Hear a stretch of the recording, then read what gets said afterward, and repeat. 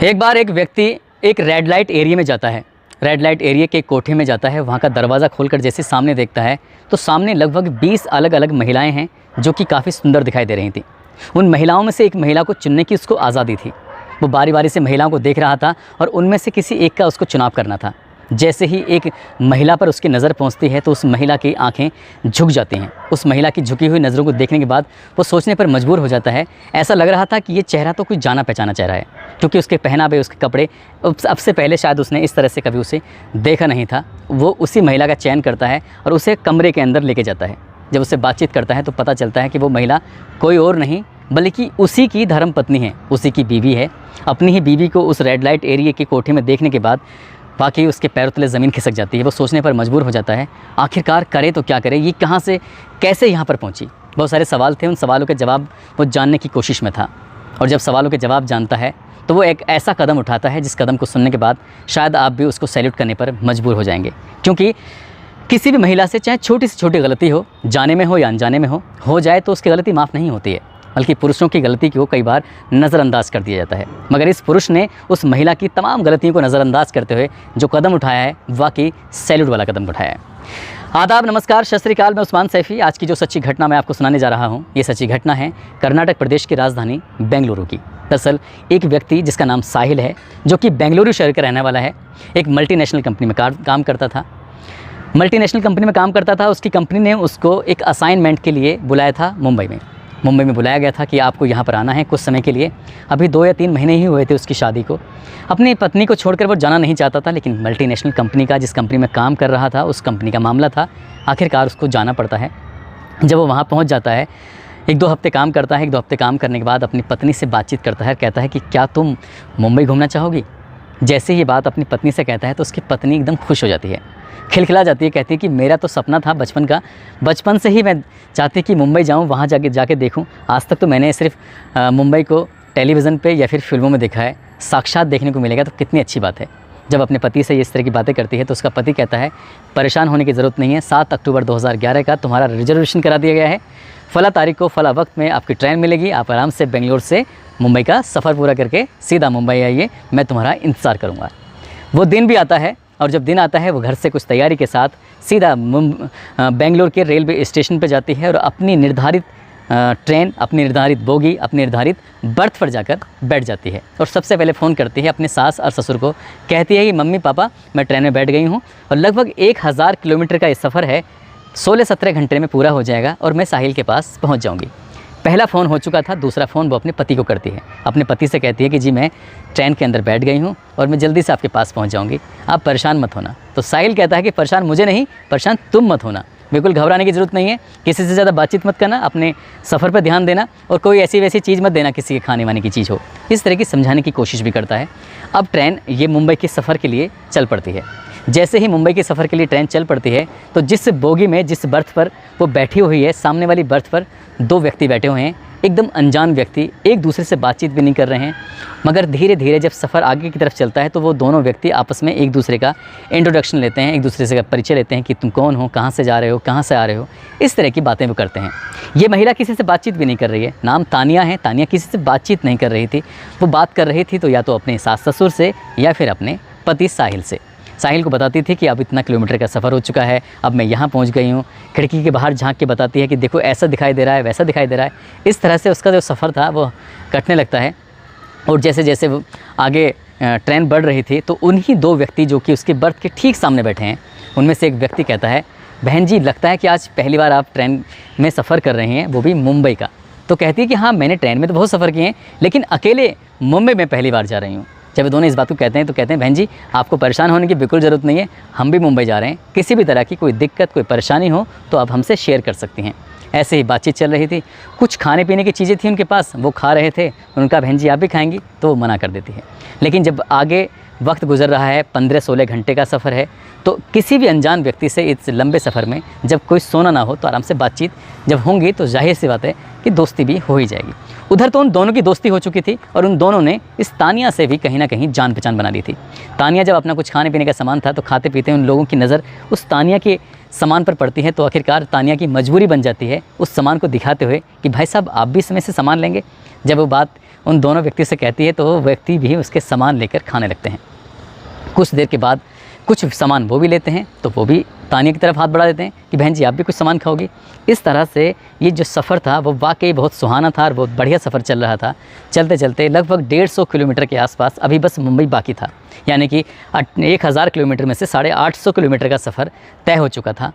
तानिया अपने पति साहिल को फ़ोन मिलाती है और कहती है कि मैं अभी आपसे 150 किलोमीटर दूर हूँ। तो कहता है कि तुम्हें परेशान होने की ज़रूरत नहीं है, मैं तुम्हें लेने के लिए रेलवे स्टेशन पर आ जाऊँगा।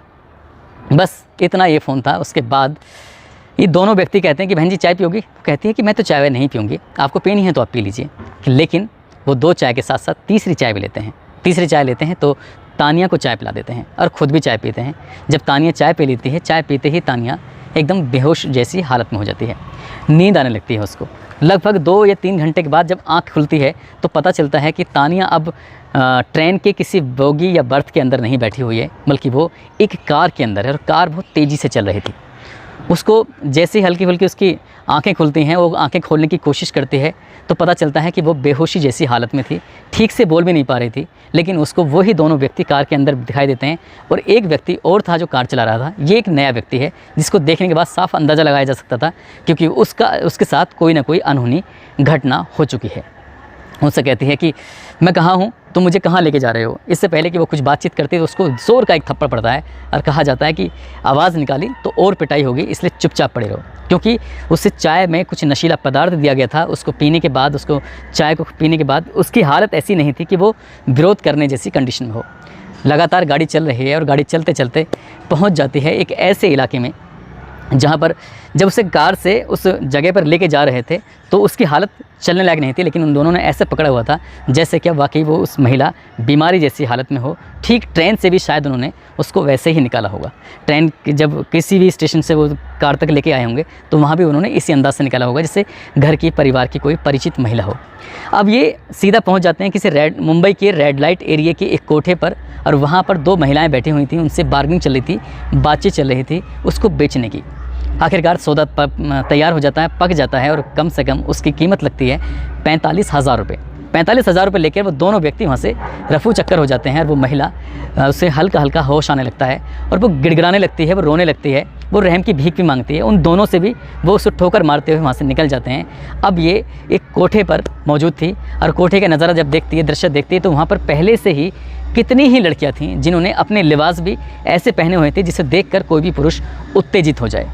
अब उस महिला को एक कमरे में बंद कर दिया जाता है क्योंकि वो विरोध करने पर उतारू हो गई थी। वो चीख रही थी, चिल्ला रही थी, इसलिए उसको बांध कर एक कुर्सी पर रखा जाता है और चिल्लाए ना इसलिए उसका मुंह भी बंद कर दिया जाता है। बात 7 अक्टूबर को वो घर से चली थी। अब ये 8 अक्टूबर, 9 अक्टूबर, इस तरह से एक एक दिन गुजरने लगता है और धीरे धीरे करके लगभग 15 दिन गुजर जाते हैं। उधर उसका पति रेलवे स्टेशन पे इंतज़ार कर रहा था। काफ़ी इंतज़ार करने के बाद जब उसकी पत्नी उसको वहाँ दिखाई नहीं देती है तो वो बहुत परेशान हो जाता है। फ़ोन करता है तो स्विच ऑफ आता है, अपने माँ बाप से पूछता है, फिर जाकर रेलवे स्टेशन पर जीआरपी को भी सूचना देता है, साथ ही पुलिस स्टेशन में भी जाता है और अपनी पत्नी की गुमशुदगी दर्ज कराता है। वो तमाम कोशिशें करता है अपनी पत्नी को तलाश करने की ताकि उसकी पत्नी मिल जाए। सीधा वो बेंगलोर के रेलवे स्टेशन पर जाता है और जाकर वहाँ के सीसीटीवी चेक कराता है।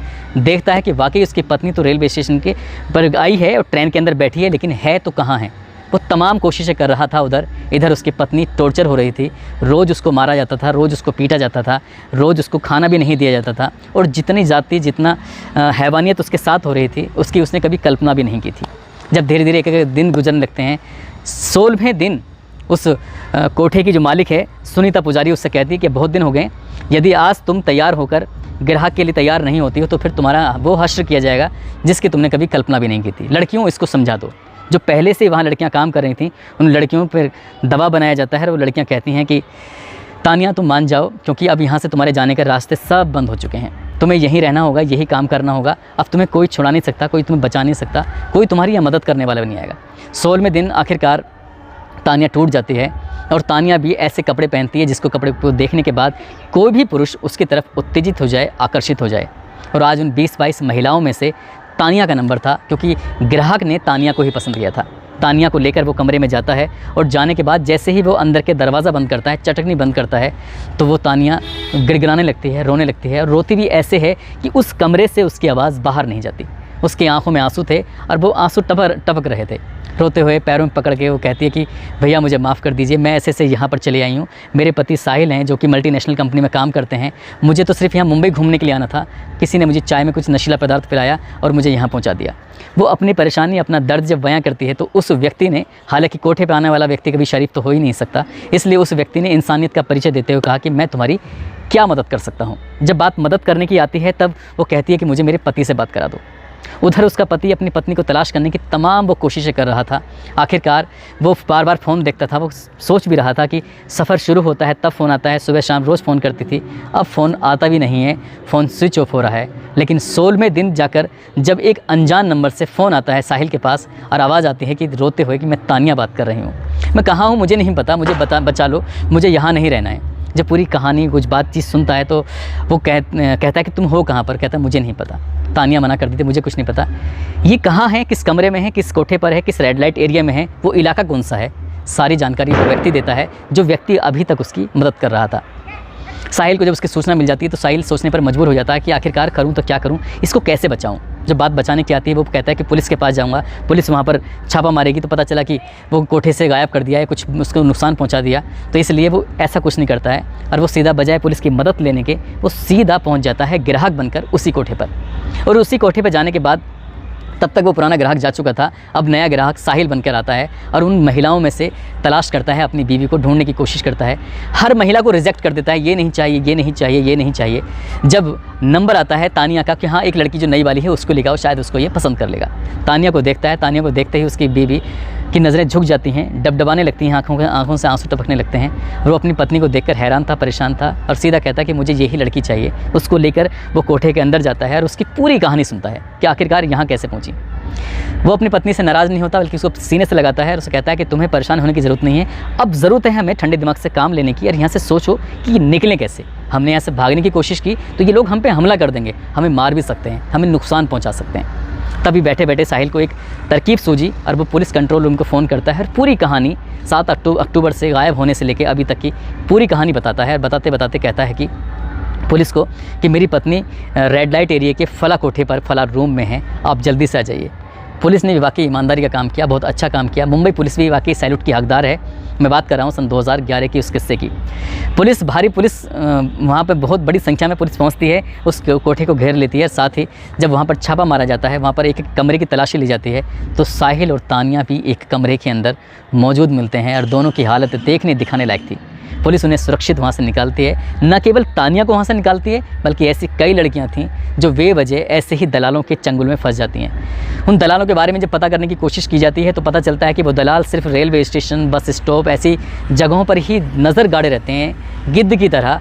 कोई लड़की, कोई महिला, कोई ऐसी कोई अकेली जा रही हो तो उसको जो कोई सुंदर दिखने में हो ताकि उसको निशाना बनाया जा सके, उसे किसी भी तरकीब से कोठे तक लाकर उसको बेचा जा सके। तानिया भी तो ऐसे ही बेची गई थी। तानिया को बहुत देर के बाद होश आया था, हालांकि वो अपने पति के पास थी। पुलिस ने उसको छुड़ाकर यहाँ से वापस बेंगलोर उन दोनों को भेज दिया और पुलिस ने जब यहाँ से इसकी जो मालकिन है कोठे की, सुनीता पुजारी और रमीदा शेख, इन दोनों के साथ साथ 2 और व्यक्तियों को गिरफ्तार किया। साथ ही इन चारों की मदद से उन दोनों दलालों को भी कई दिनों की मशक्क़त के बाद आखिरकार गिरफ्तार कर लिया। दोस्तों, ये वाकई साहिल ने बहुत ही अच्छा, बहुत ही इंसानियत का, बहुत नेक काम किया जो उसने अपनी पत्नी की ज़िंदगी को बचाया। कोई भी अगर व्यक्ति होगा तो शायद अपनी पत्नी की इतनी छोटी सी बात को देखते हुए उस पर तमाम तरह के लांछन भी लगा सकता था और कह सकता था कि तुम यहीं कोठे पर रहो, अब मेरी ज़िंदगी में तुम्हें आने की कोई ज़रूरत नहीं है। उसने इंसानियत का परिचय देते हुए अपनी पत्नी को बचाया और कई लड़कियों को भी उसने वहाँ से बचाया। दोस्तों, वाकई इसने व्यक्ति ने सैल्यूट का काम किया है, सैल्यूट का हकदार है। साथ ही मैं आपको जाते जाते मैं आपको बता दूँ कि जब भी आप कभी सफ़र पर हों तो किसी का सामान ना खाएं, किसी से ज़्यादा दोस्ती ना करें, किसी से बातचीत करने की कोशिश ना करें। पता नहीं कौन व्यक्ति किस रूप में आपको नुकसान पहुंचा दे। जैसे कि इन दोनों दलालों ने तानिया को नुकसान पहुंचाया था। वो तो अच्छा था कि उसके शौहर ने, उसके पति ने उसको ऐसी दलदल में फंसने से, धंसने से बचा लिया। तो दोस्तों, अपना ख्याल रखें, सुरक्षित रहें। जय हिंद, जय भारत।